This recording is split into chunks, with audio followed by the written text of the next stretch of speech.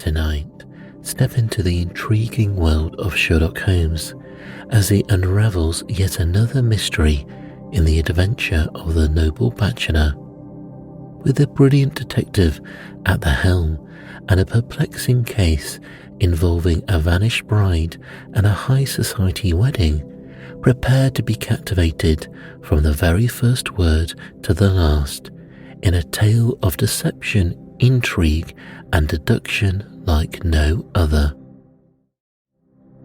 So please get comfortable and let's begin. The Adventures of Sherlock Holmes. The Adventure of the Noble Bachelor. The Lord St. Simon marriage and its curious termination had long ceased to be a subject of interest in those exalted circles in which the unfortunate bridegroom moves. Fresh scandals have eclipsed it, and their more piquant details have drawn the gossips away from this 4-year-old drama, as I have reason to believe, however, that the full facts have never been revealed to the general public, and as my friend Sherlock Holmes has a considerable share in clearing the matter up, I feel that no memoir of him would be complete without some little sketch of this remarkable episode. It was a few weeks before my own marriage, during the days when I was still sharing rooms with Holmes in Baker Street, that he came home from an afternoon stroll to find a letter on the table waiting for him. I had remained indoors all day, for the weather had taken a sudden turn to rain, with high autumnal winds, and the Jezzail bullet which I'd brought back in one of my limbs as a relic of my Afghan campaign throbbed with dull persistence. With my body in one easy chair and my legs upon another, I had surrounded myself with a cloud of newspapers, until at last, saturated with the news of the day, I tossed them all aside and lay listless, watching the huge crest and monogram upon the envelope upon the table, and wondering lazily who my friend's noble correspondent could be. "Here is a very fashionable epistle," I remarked as he entered. "Your morning letters, if I remember right, were from a fishmonger and a tide waiter." "Yes, my correspondence has certainly the charm of variety," he answered, smiling, "and the humbler are usually the more interesting. This looks like one of those unwelcome social summonses which call upon a man either to be bored or to lie." He broke the seal and glanced over the contents. "Oh, come, it may prove to be something of interest after all." "Not social, then?" I replied. "No, distinctly professional." "And from a noble client?" I said. "One of the highest in England." "My dear fellow, I congratulate you." "I assure you, Watson, without affection, that the status of my new client is a matter of less moment to me than the interest of this case. It is just possible, however, that also may be wanting in this new investigation. You have been reading the papers diligently of late, have you not?" "It looks like it," I said ruefully, pointing to a huge bundle in the corner. "I have nothing else to do." "It is fortunate, for you will perhaps be able to post me up." I read nothing except the criminal news and the agony column. The latter is always instructive, but if you have followed recent events so closely, you must have read about Lord St. Simon and his wedding. "Oh yes, with the deepest interest." That is well. The letter which I hold in my hand is from Lord St. Simon. I will read it to you, and in return you must turn over these papers and let me have whatever bears upon the matter. This is what he says. My dear Sherlock Holmes, Lord Backwater tells me that I must place implicit reliance upon your judgment and discretion. I have determined, therefore, to call upon you and to consult you in reference to the very painful event which has occurred in connection with my wedding. Mr. Lestrade of Scotland Yard is acting already in the matter, but he assures me that he sees no objection to your cooperation, and that he even thinks that it might be of some assistance. I will call at 4 o'clock in the afternoon, and should you have any other engagement at the time, I hope that you will postpone it, as this matter is of paramount importance. Yours faithfully, Robert St. Simon. It is dated from Grosvenor Mansions, written with a quill pen, and the noble lord has had the misfortune to get a smear of ink upon the outer side of his right little finger, remarked Holmes as he folded up the epistle. He says 4 o'clock. It's 3 now. He'll be there in an hour, I said. Then I have just the time, with your assistance, to get clear upon the subject. Turn over those papers and arrange the extracts in the order of time, while I take a glance as to who the client is. He picked up a red-covered volume from a line of books of reference beside the mantelpiece. Here he is, said he, sitting down and flattering it out upon his knee. Lord Robert Walsingham de Vere St. Simon, second son of the Duke of Balmoral. Arms, azure, 3 caltrops in chief over a fess sable, born in 1846. He's 41 years of age, which is mature for marriage. Was Under Secretary for the Colonies in a late administration. The Duke, his father, was at one time Secretary for Foreign Affairs. They inherit Plantagenet blood by direct descent, and Tudor on the distaff side. Well, there is nothing very instructive in all this. I think I must turn to you, Watson, for something more solid. I have very little difficulty in finding what I want, said I, for the facts are quite recent, and the matter struck to me as remarkable. I feared to refer them to you, however, as I knew that you had an inquiry on hand, and that you disliked the intrusion of other matters. Oh, you mean the little problem of the Grosvenor Square furniture van.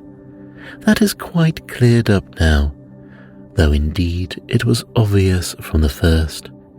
Pray give me the results of your newspaper selections, said Holmes. Here is the first notice which I can find. It is in the personal column of the Morning Post, and dates, as you see, some weeks back. A marriage has been arranged, it says, and will, if rumour is correct, very shortly take place between Lord Robert St. Simon, second son of the Duke of Balmoral, and Miss Hattie Doran, the only daughter of Aloysius Doran Esquire of San Francisco, California, USA. That is all. Terse and to the point, remarked Holmes, stretching his long, thin legs towards the fire. There was a paragraph amplifying this in one of the society papers of the same week. Here it is. There will soon be a call for protection in the marriage market, for the present free trade principle appears to tell heavily against our home product. One by one, the management of the noble houses of Great Britain is passing into the hands of our fair cousins from across the Atlantic. An important addition has been made during the last week to the list of the prizes which have been borne away by these charming invaders. Lord St. Simon has shown himself for over 20 years proof against little God's arrows, has now definitely announced his approaching marriage with Miss Hattie Doran, the fascinating daughter of a California millionaire. Miss Doran, whose graceful figure and striking face attracted much attention at the Westbury House festivities, is an only child and is currently reported that her dowry will run to considerably over the 6 figures, with expectancies for the future.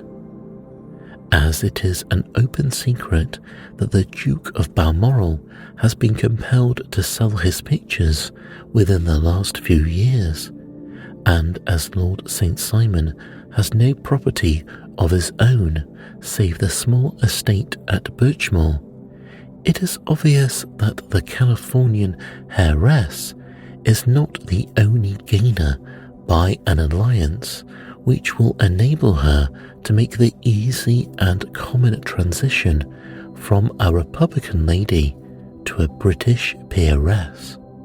"Anything else?" asked Holmes, yawning. "Oh yes, plenty. Then there is another note in the Morning Post to say that the marriage would be an absolutely quiet one, that it would be at St. George's, Hanover Square, that only half a dozen intimate friends would be invited, and that the party would return to the furnished house at Lancaster Gate, which has been taken by Mr. Aloysius Doran. 2 days later, that is, on Wednesday last, there is a curt announcement that the wedding had taken place, and that the honeymoon would be passed at Lord Backwater's place, near Petersfield. Those are all the notices which appeared before the disappearance of the bride." "Before the what?" asked Holmes with a start. "The vanishing of the lady." "When did she vanish then?" "At the wedding breakfast," I said.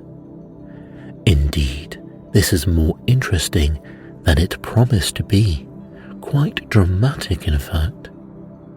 "Yes, it struck me to be a little out of the common," I replied.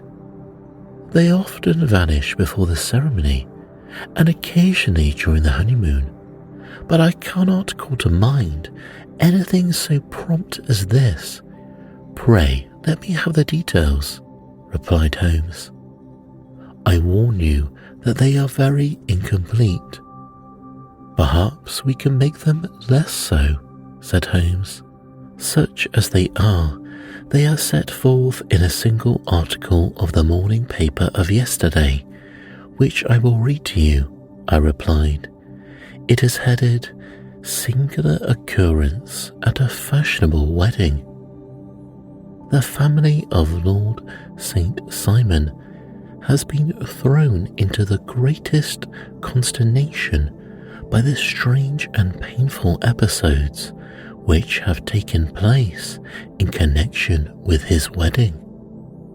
The ceremony, as shortly announced in the papers of yesterday, occurred on the previous morning, but it is only now that it has been possible to confirm the strange rumours which have been so persistently floating about.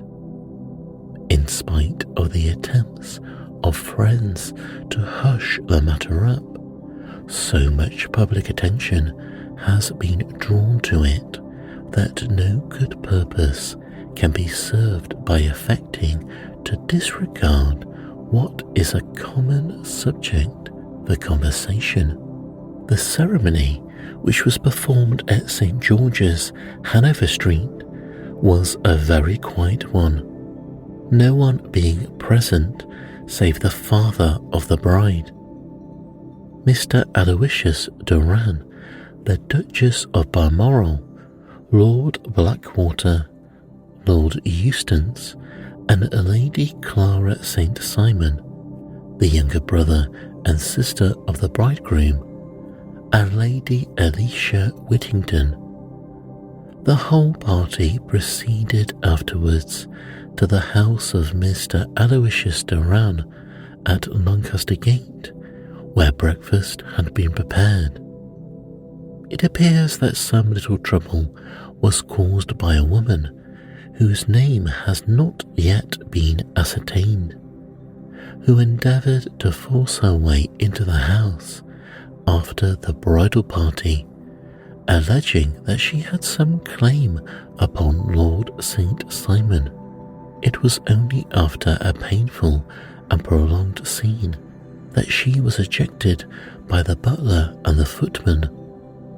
The bride, who had fortunately entered the house before this unpleasant interrogation, had sat down to breakfast with the rest when she complained of a sudden indisposition and retired to her room.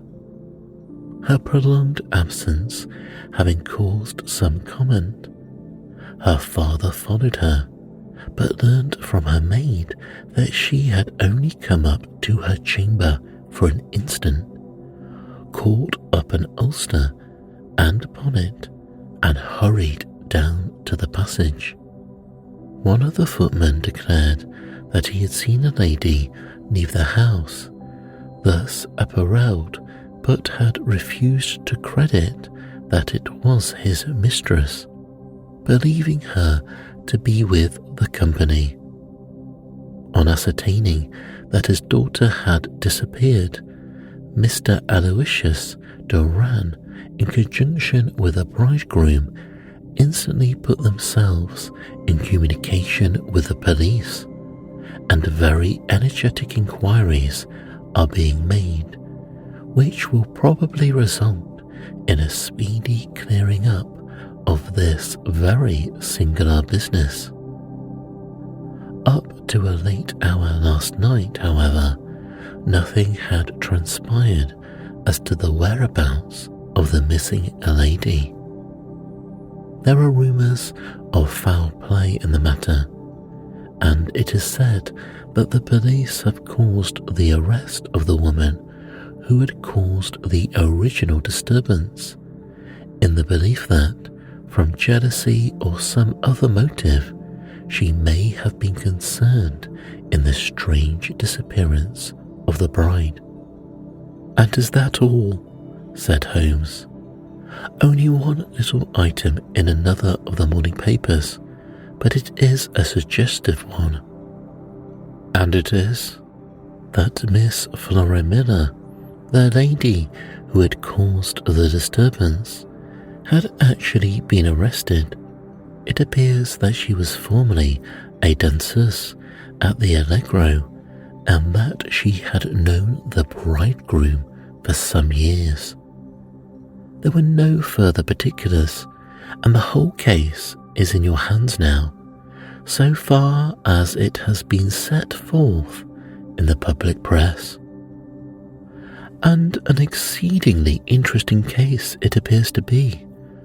I would not have missed it for worlds," said Holmes.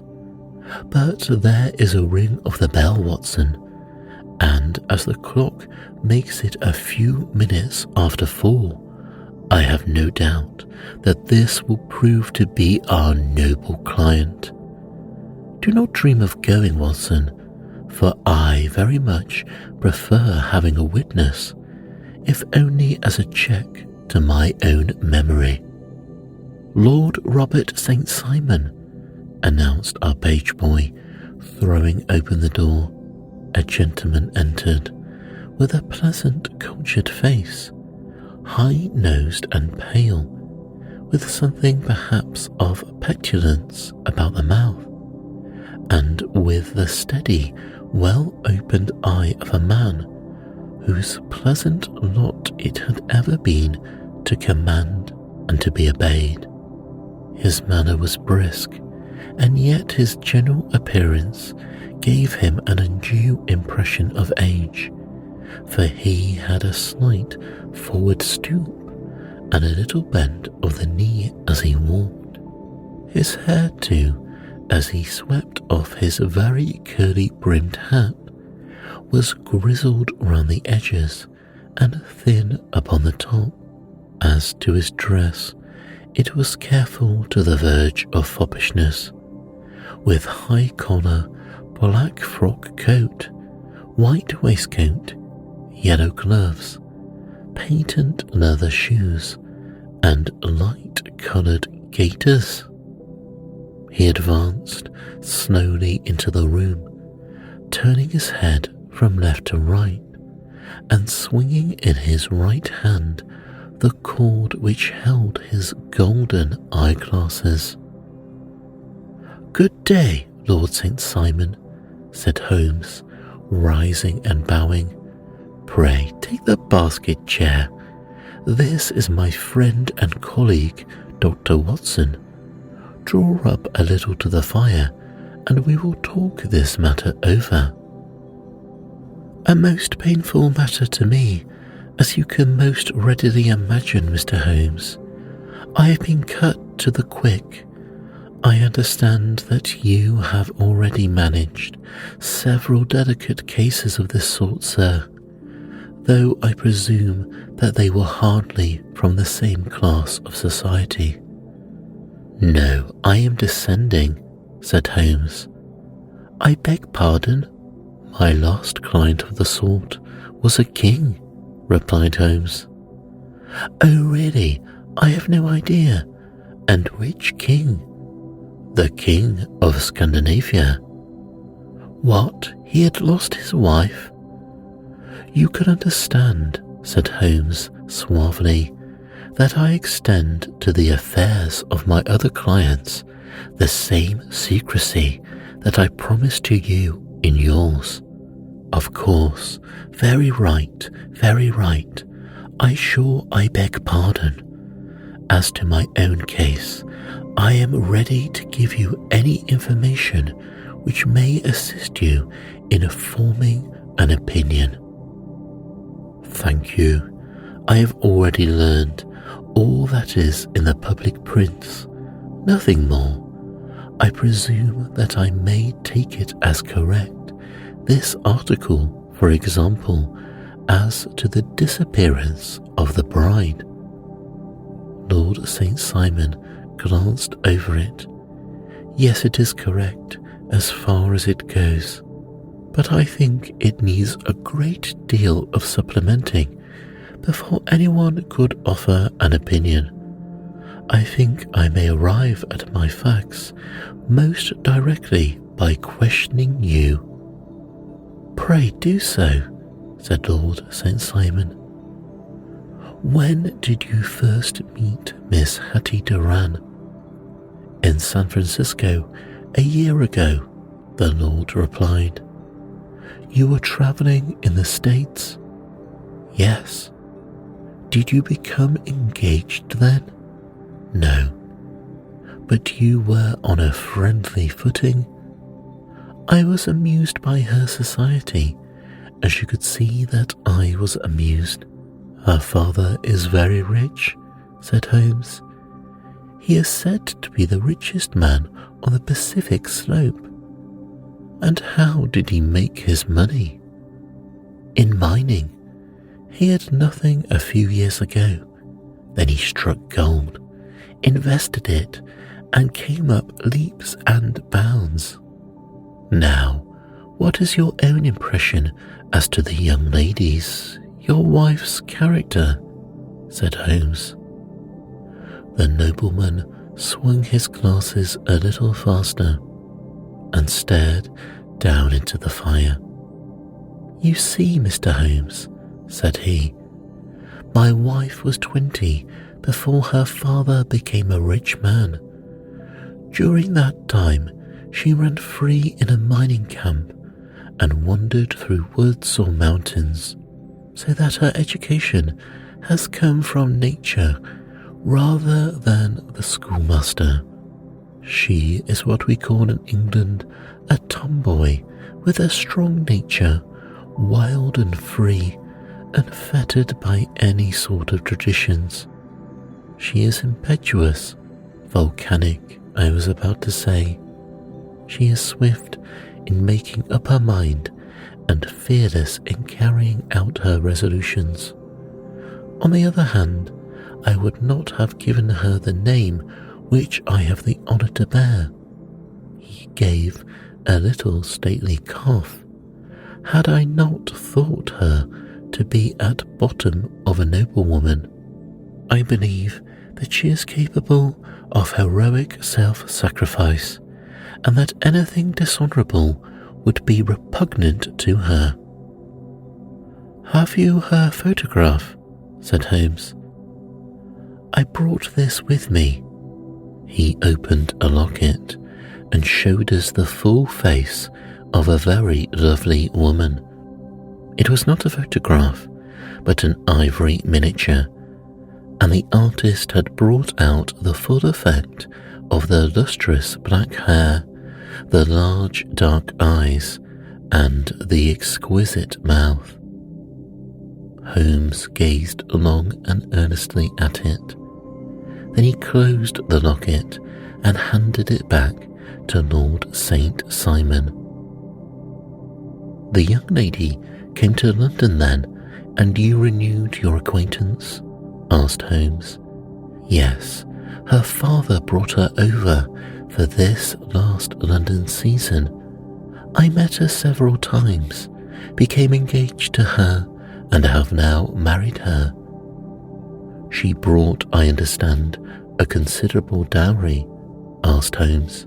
A fair dowry, not more than is usual in my family. And this, of course, remains to you, since the marriage is a fait accompli. I really have made no inquiries on the subject. Very naturally not, replied Holmes. Did you see Mr. Rann on the day before the wedding? Yes. Was she in good spirits? Never better. She kept talking of what we would do in our future lives. Indeed, that's very interesting. And on the morning of the wedding? She was bright as possible, at least until after the ceremony. And did you observe any change in her then? Well, to tell the truth, I saw then the first signs that I had ever seen that her temper was just a little sharp. The incident, however, was too trivial to relate, and can have no possible bearing upon the case. Pray, let us have it for all that, said Holmes. Oh, it is childish. She dropped her bouquet as we went towards the vestry. She was passing the front pew at the time, and it fell over into the pew. There was a moment's delay, but the gentleman in the pew handed it up to her again, and it did not appear to be the worse for the fall. Yet when I spoke to her of the matter, she answered me abruptly, and in the carriage on our way home, she seemed absurdly agitated over this trifling cause. Indeed, replied Holmes. You say there was a gentleman in the pew. Some of the general public were present then? Oh yes, it is impossible to exclude them when the church is open. This gentleman was not one of your wife's friends?" "No, no," the Lord replied. "I call him a gentleman by courtesy. He was quite a common-looking person. I noticed his appearance, but really, I think that we are wandering rather far from the point." Holmes asked. Lady St. Simon said something about jumping a claim. She was accustomed to use slang of the kind. I have no idea what she meant. "American slang is very expressive sometimes," said Holmes. "And what did your wife do when she finished speaking to her maid?" "She walked into the breakfast room." "On your arm?" "No, alone. She was very independent in little matters like that. Then after we sat down for 10 minutes or so, she rose hurriedly, muttered some words of apology, and then left the room. She never came back." But this maid Alice, as I understand, disposes that she went into her room, covered her bride's dress with a long ulster, put on a bonnet, and went out, said Holmes. "Quite so, and she was afterwards seen walking into Hyde Park in company with Flora Miller, a woman who is now in custody and who had already made a disturbance at Mr. Durand's house that morning." "Ah, yes. I should like a few particulars as to this young lady and your relations to her," asked Holmes. Lord St. Simon shrugged his shoulders and raised his eyebrows. "We have been on a friendly footing for some years. I may say on a very friendly footing. She used to be at the Allegro. I have not treated her ungenerously, and she has no just cause of complaint against me. But you know what women are, Mr. Holmes. Flora was a dear little thing, but exceedingly hot-headed and devotedly attached to me. She wrote me dreadful letters when she heard that I was about to be married, and to tell the truth, the reason why I had the marriage celebrated so quietly was that I feared lest there might be a scandal in the church. She came to Mr. Durand's door just after we returned, and she endeavoured to push her way in, uttering very abusive expressions towards my wife, even threatening her. But I had foreseen the possibility of something of the sort, and I had 2 police fellows that were in private clothes, who soon pushed her out again. She was quiet when she saw that there was no good in making a row." "Did your wife hear all this?" "No, thank goodness she did not." "And she was seen walking with this very woman afterwards?" "Yes, that is what Mr. Lestrade of Scotland Yard looks upon as so serious. It is thought that Flora decoyed my wife out and laid some terrible trap for her." "Well, it is a possible supposition," said Holmes. "You think so too? I did not say a probable one, but do not yourself look upon this as likely?" "I do not think Flora would hurt a fly. Still, jealousy is a strange transformer of characters. Pray, what is your own theory as to what took place?" asked Holmes. "Well, really, I came to seek a theory, not to propound one. I have given you all the facts. Since you ask me, however, I may say that it has occurred to me as possible that the excitement of this affair, the consciousness that she has made no immense a social stride, had the effect of causing some little nervous disturbances in my wife. In short, that she had become suddenly deranged?" asked Holmes. "Well, really, When I consider that she has turned her back, I will not say upon me, but upon so much that many have aspired to without success, I can hardly explain it in any other fashion. Well, certainly, that is also a conceivable hypothesis, said Holmes, smiling. And now, Lord St. Simon, I think that I have nearly all my data. May I ask whether you were seated at the breakfast table so that you could see out of the window?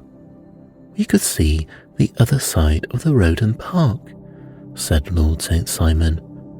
Quite so. Then I do not think that I need to detain you any longer. I shall communicate with you. Should you be fortunate enough to solve this problem, said our client, rising. I have solved it, said Holmes. What was that? I say that I have solved it. Where then is my wife? That is a detail which I shall speedily supply. Lord St. Simon shook his head. I am afraid that it will take wiser heads than yours or mine, he remarked, and bowing in a stately, old-fashioned manner, he departed. It is very good of Lord St. Simon to honour my head by putting it on a level with his own, said Sherlock Holmes, laughing. I think that I shall have a whisky and soda and a cigar after all this cross-questioning. I have formed my conclusions as to the case before our client came into the room. My dear Holmes, I said, I have notes of several similar cases, though none, as I remarked before, which were quite as prompt. My whole examination served to turn my conjecture into a certainty. Circumstantial evidence is occasionally very convincing, as when you find a trout in the milk, to quote Thoreau's example. But I have heard all that you have heard, without, however, the knowledge of pre-existing cases, which serves me so well. There was a parallel instance in Aberdeen some years back, and something on very much the same lines at Munich the year after the Franco-Prussian War. It is one of these cases. But hello, here is Lestrade. Good afternoon, Lestrade. Would you find an extra tumbler upon the sideboard, and there are cigars in the box? The official detective was attired in a pea jacket and cravat, which gave him a decidedly nautical appearance, and he carried a black canvas bag in his hand. With a short greeting, he seated himself and lit the cigar which had been offered to him. What's up then? Asked Holmes, with a twinkle in his eye. You look dissatisfied. I feel dissatisfied. It is this infernal St. Simon marriage case. I can make neither head nor tail of the business. Really, you surprise me, said Holmes. Who ever heard of such a mixed affair? Every clue seems to slip through my fingers. I have been at work upon it all day. And very wet it seems to have made you, said Holmes, laying his hand upon the arm of the pea jacket. Yes, I have been dragging the serpentine. In heaven's sake, what for? In search of the body of Lady St. Simon. Sherlock Holmes leaned back in his chair and laughed heartily. Have you dragged the basin of Trafalgar Square fountain? He asked. Why, what do you mean? Because you have just as good a chance of finding this lady in the one as in the other. Lestrade shot an angry glance at my companion. I suppose you know all about it, he snarled. Well, I have only just heard the facts, but my mind is made up, said Holmes. Oh, indeed. Then you think the serpentine plays no part in the matter? I think it very unlikely. Then perhaps you will kindly explain how it is that we found this in it. He opened his bag as he spoke and tumbled onto the floor a wedding dress of watered silk, a pair of white satin shoes, and a bride's wreath and veil, all discoloured and soaked in water. There, he said, putting a new wedding ring upon the top of the pile. There, said he, putting a wedding ring on top of the pile. There is a little nut for you to crack, Master Holmes. Oh, indeed, said my friend, blowing blue rings into the air. You drugged them from the serpentine? No, they were found floating near the margin of a park keeper. They have been identified as her clothes, and it seemed to me that if the clothes were there, the body would not be far off. By the same brilliant reasoning, every man's body is to be found in the neighbourhood of his wardrobe, said Holmes. And pray, what did you hope to arrive at through this? At some evidence implicating Flora Miller in the disappearance. I'm afraid that you will find it very difficult. Are you indeed now? Cried Lestrade with some bitterness. I'm afraid, Holmes, that you are not very practical with your deductions and your inferences. You have made 2 blunders in as many minutes. This dress does implicate Miss Flora Miller. And how? In the dress is a pocket. In the pocket is a card case. In the card case is a note. And here is the very note. He slapped it down upon the table in front of him. Listen to this. You will see me when all is ready. Come at once. F.H.M. Now my theory all along has been that Lady St. Simon was decoyed away by Flora Miller, and that she, with confederates no doubt, was responsible for her disappearance. Here, signed with her initials, is the very note which no doubt quietly slipped into her hand at the door, and which lured her within their reach. Very good, Lestrade, said Holmes, laughing. You really are very fine indeed. Let me see it. He took up the paper in a listless way, but his attention instantly became riveted, and he gave a little cry of satisfaction. This is indeed important, said he. Ha, you think so? Extremely so. I congratulate you warmly. Lestrade rose in triumph and bent his head to look. Why, he shrieked, you're looking at the wrong side. On the contrary, this is the right side, said Holmes. The right side? You're mad. Here is the note written in pencil over here. And over here is what appears to be the fragment of a hotel bill, which interests me deeply. There's nothing in it. I looked at it before, said Lestrade. October the 4th. Rooms 8 shillings. Breakfast 2 shillings 6 pence. Cocktail 1 shilling. Lunch 2 shillings 6 pence. Glass of sherry 8 pence. I see nothing in that. Very likely not.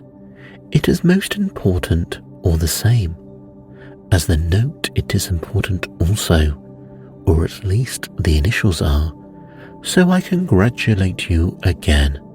I've wasted time enough, said Lestrade, rising. I believe in hard work and not sitting by the fire spinning fine theories. Good day, Mr. Holmes, and we shall see which gets to the bottom of the matter first."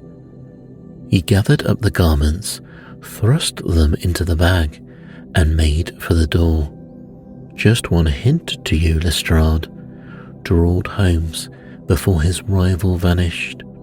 "I will tell you the true solution of the matter.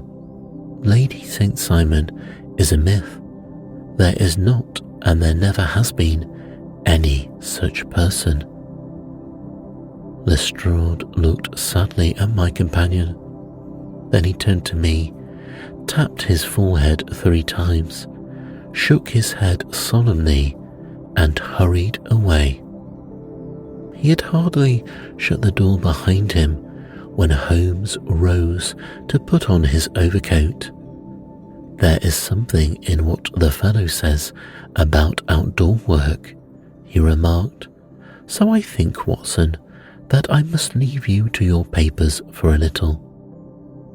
It was after 5 o'clock when Sherlock Holmes left me, but I had no time to be lonely, for within an hour there arrived a confectioner's man with a very large flat box.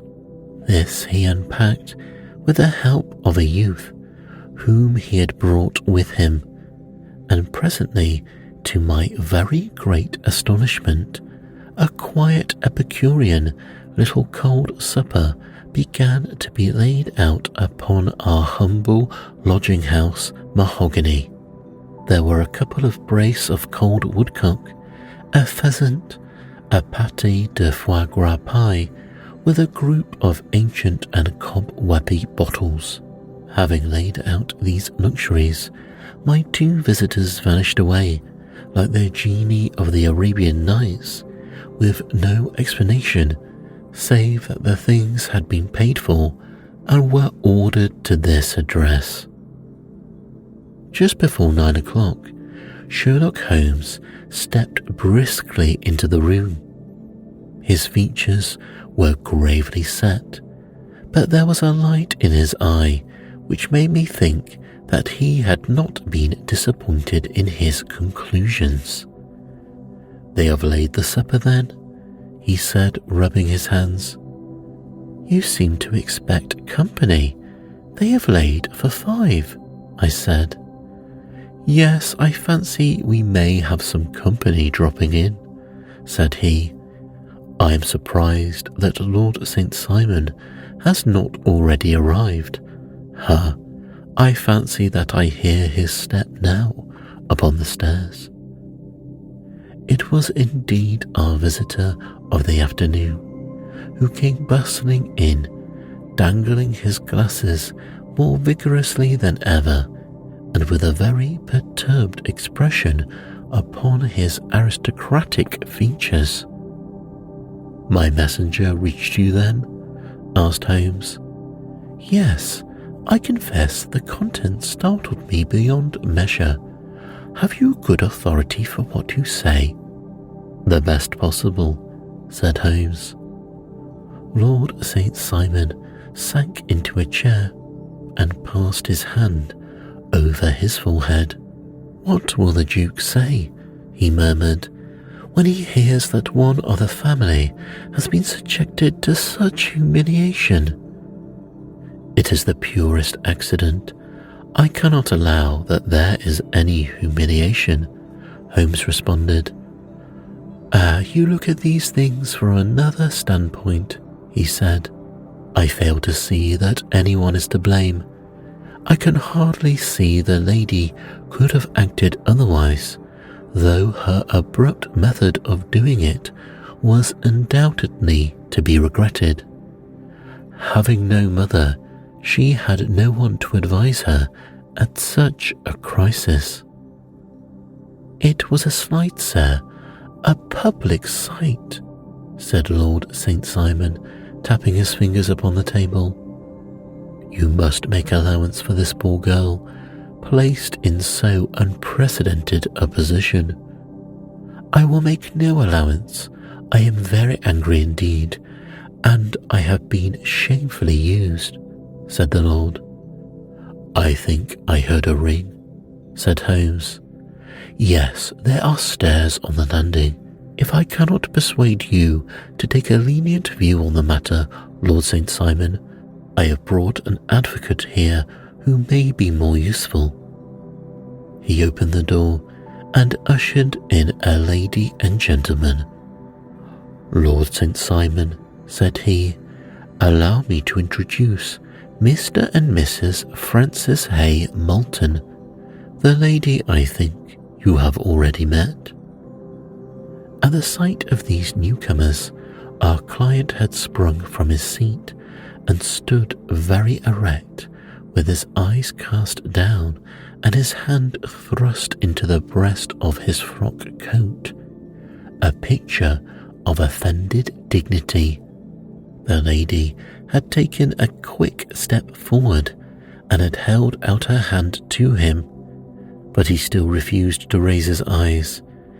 It was as well for his resolution, perhaps, for her pleading face was one which it was hard to resist. You're very angry, Robert, she said. Well, I guess you have every cause to be. Pray make no apology to me, said Lord St. Simon bitterly. Oh yes, I know that I have treated you real bad, and that I should have spoken to you before I went, but I was kind of rattled, and from the time when I saw Frank here again, I just didn't know what I was doing or saying. I only wonder I didn't fall down and do a faint right there before the altar. Perhaps, Mrs. Moulton, you would like my friend to leave the room while you explain the matter, said the Lord. If I can give an opinion, remarked the strange gentleman, we had just a little too much secrecy over this business already. For my part, I should like all Europe and America to hear the rights of it. He was a small, wiry, sunburnt man, clean-shaven with a sharp face and alert manner. Then I'll tell our story right away, said the lady. Frank here and I met in '84 in Macquire's camp near the Rockies, where Pa was working a claim. We were engaged to each other, Frank and I, but then one day Father struck a rich pocket and made a pile, while poor Frank here had a claim that petered out and came to nothing. The richer Pa grew, the poorer was Frank, so at last Pa wouldn't hear of our engagement lasting any longer, and he took me away to San Francisco. Frank wouldn't throw up his hand though, so he followed me there, and he saw me without Pa knowing anything about it. It would have only made him mad to know, so we just fixed it all up for ourselves. Frank said that he would go and make his pile too, and never come back to claim me until he had much as Pa. So then I promised to wait for him to the end of time, and pledged myself not to marry anyone else while he lived. Why, shouldn't we be married right away then, said he, and then I will feel sure of you, and I won't claim to be your husband until I come back. Well, we talked it over, and he had fixed it all up so nicely, with a clergyman already in waiting, that we just did it right there, and then Frank went off to seek his fortune, and I went back to Pa. The next I heard of Frank was that he was in Montana, and that he was prospecting in Arizona, and then I heard of him from New Mexico. After that came a long newspaper story about how a miners' camp had been attacked by Apache Indians, and there was my Frank's name among the killed. I fainted dead away, and I was very sick for months after. Pa thought I had a decline and took me to half the doctors in San Francisco. Not a word of news came for a year or more, so that I never doubted that Frank was really dead. The Lord St. Simon came to San Francisco, and we came to London, and a marriage was arranged, and Pa was very pleased. But I felt all the time that no man on this earth would ever take the place in my heart that had been given to my poor Frank. Still, if I had married Lord St. Simon, of course, I've done my duty by him. We can't command our love, but we can our actions. I went to the altar with him with the intention to make just as good a wife as it was in me to be, but you may imagine what I felt when, just as I came to the altar rails, I glanced back and saw Frank standing and looking at me out of the first pew. I thought it was his ghost at first, but when I looked again, there he was still, with a kind of question in his eyes, as if to ask me whether I were glad or sorry to see him. I wonder I didn't drop. I know that everyone was turning round, and the words of the clergyman were just like the buzz of a bee in my ear. I didn't know what to do. Should I stop the service and make a scene in the church? I glanced at him again, and he seemed to know what I was thinking, for he raised his finger to his lips to tell me to be still. Then I saw him scribble on a piece of paper, and I knew that he was writing me a note.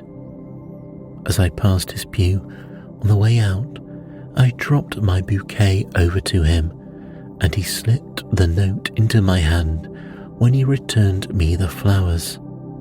It was only a line asking me to join him when he made the sign to me to do so. Of course, I never doubted for a moment that my first duty was now to him, and I determined to do just whatever he might direct. When I got back, I told my maid, who had known him in California and had always been his friend. I ordered her to say nothing, but to get a few things packed and my ulster ready. I know I ought to have spoken to Lord St. Simon, but it was dreadful hard before his mother and all those great people. I just made up my mind to run away and explain afterwards. I hadn't been at the table 10 minutes before I saw Frank out of the window at the other side of the road.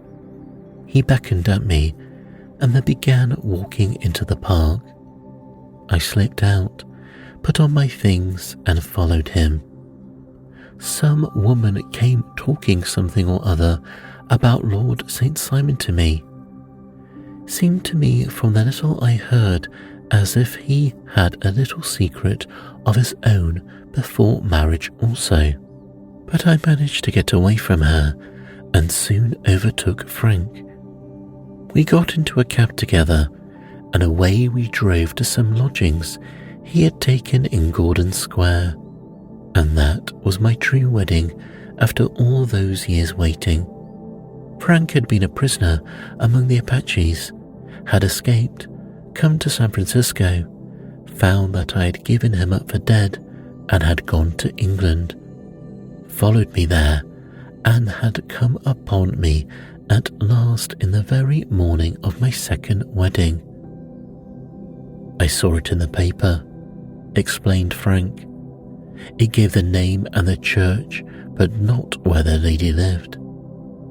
Then we had a talk as to what we should do, and Frank was all for openness, but I was so ashamed of it all that I felt as if I should like to vanish away and never see any of them again, just sending a line to Pa perhaps, to show him that I was still alive. It was awful to think of all those lords and ladies sitting round that breakfast table, waiting for me to come back. So Frank took my wedding clothes and things and made a bundle of them so that I should not be traced, and dropped them away somewhere where no one could find them. It is likely that we should have gone on to Paris tomorrow, only that this good gentleman, Mr. Holmes, came round to us this evening, though how he found us is more than I can think, and he showed us very clearly and kindly that I was wrong and that Frank was right, and that we should be putting ourselves in the wrong if we were so secret. Then he offered to give us a chance of talking to Lord St. Simon alone. So we came right away round to his rooms at once. Now, Robert, you have heard it all, and I am very sorry if I have given you pain, and I hope that you do not think very meanly of me. Lord St. Simon had by no means relaxed his rigid attitude, but had listened with a frowning brow and compressed lip to the long narrative. "Excuse me," he said, "but it is not my custom to discuss my most intimate personal affairs in this public manner." "Then you won't forgive me? You won't shake hands before I go?" she said. "Oh, certainly, if it would give you any pleasure." He put out his hand and coldly grasped that which she extended to him. "I had hoped," suggested Holmes, "that you would have joined us in a friendly supper." "I think that there you ask a little too much," responded his lordship. "I may be forced to acquiesce in these recent developments, but I can hardly be expected to make merry over them. I think that with your permission, I will now wish you all a very good night." He included us all in a sweeping bow and stalked out of the room. "Then I trust that you will at least honour me with your company," said Sherlock Holmes. "It is always a joy to meet an American, Mr. Moulton, for I am one of those who believe that the folly of a monarch and the blundering of a minister in far gone years will not prevent our children from being someday citizens of the same world-wide country under a flag which shall be quartering of the Union Jack with the stars and stripes."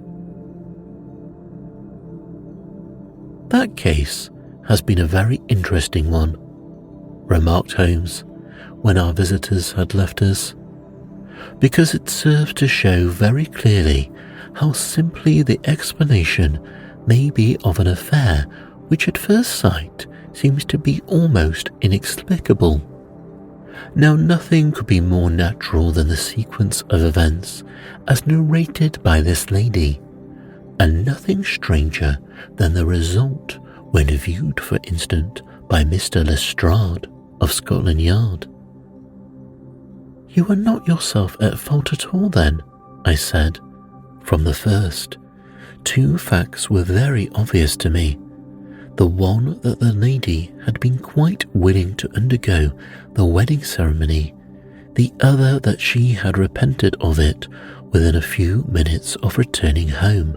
Obviously something had occurred during the morning then to cause her to change her mind. What could that something be? She could not have spoken to anyone when she was out, for she had been in the company of the bridegroom. Had she seen someone then? If she had, it must be someone from America, because she had spent so short a time in this country that she could hardly have allowed anyone to acquire so deep an influence over her that the mere sight of him would induce her to change her plans so completely. You see, we have already, by process of exclusion, at the idea that she might have been an American. Then who could this American be, and why should he possess so much influence over her? It might be a lover, it might be a husband. Her young womanhood had, I knew, been spent in rough scenes and under strange conditions. So far I had got before I had ever heard Lord St. Simon's narrative. When he told us of the man in the pew, of the change in the bride's manner, of so transparent a device for obtaining a note as the dropping of a bouquet, of her resort to her confidential maid, and of her very significant allusion to claim jumping, which in miners' parlance means possession of that which another person has a prior claim to, the whole situation became absolutely clear. She had gone off with a man, and the man was either a lover or was a previous husband, the chances being in favour of the latter. "And how in the world did you find them?" I said. It might have been difficult, but friend Lestrade held information in his hands, the value of which he did not know himself. The initials were, of course, of the highest importance, but more valuable still is to know that within a week he had settled his bill at one of the most select London hotels. How did you deduce the selection of hotel? By the select prices. 8 shillings for a bed and 8 pence for a glass of sherry pointed to one of the most expensive hotels. There are not many in London which charge at that rate. In the second one, which I visited in Northumberland Avenue, I learned by an inspection of the book that Francis S. Moulton, an American gentleman, had left only the day before, and on looking over the entries against him, I came upon the very items which I had seen in the duplicate bill. His letters were to be forwarded to 226 Gordon Square, so thither I travelled, and being fortunate enough to find the loving couple at home, I ventured to give them some paternal advice and to point out to them that it would be better in every way that they should make their position a little clearer, both to the general public and to Lord St. Simon in particular. I invited them to meet him here, and, as you see, I made him keep the appointment. But with no very good result, I remarked. His conduct was certainly not very gracious. "Ah, Watson," said Holmes, smiling, "perhaps you would not be very gracious either. After all the trouble of wooing and wedding, you found yourself deprived in an instant of a wife and a fortune. I think that we may judge Lord St. Simon very mercifully, and thank our stars that we are never likely to find ourselves in the same position. Draw your chair up and hand me my violin, for the only problem we have still to solve is how to while away these bleak autumnal evenings."